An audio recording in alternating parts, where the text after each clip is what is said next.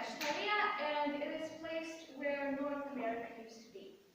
So, we named the country Veshtalia because we wanted to pay tribute to all of the innocent women who were falsely accused of witchcraft and burned at the stake, which is unfortunately what happened. So, our country is an absolute monarchy. It is a kingdom. I am Queen Natalie the Peaceful, and my friend is Queen Angela the First.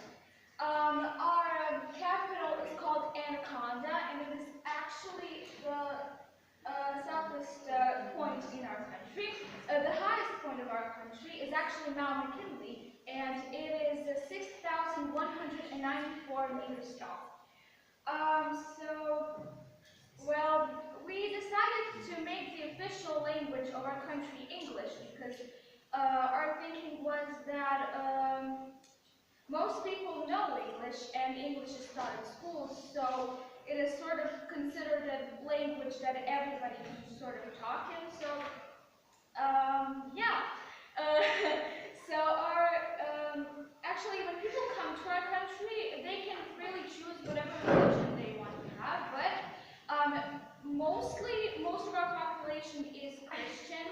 Me and my friend were both Christians, so do not be fooled by the name. Veshtalia does not have anything to do with Satanism or witchcraft or anything, any juju like that. Our longest river is Mississippi. We didn't want to change that. And our official balut is what the Serbs call Ducati. We wanted to keep those traditions in. So basically the coordinates of our country are 105 degrees of the western geographical length and 54 degrees of the northern geographical width. And that is all. Actually, for our history, I don't really have that much to say because we are a peaceful country and we didn't actually go into any wars with any other countries. So we don't have that much of an interesting history except a couple of interesting rulers and some traditions. Actually, our national day is the 19th of March, and we have another holiday which is on the 6th of February.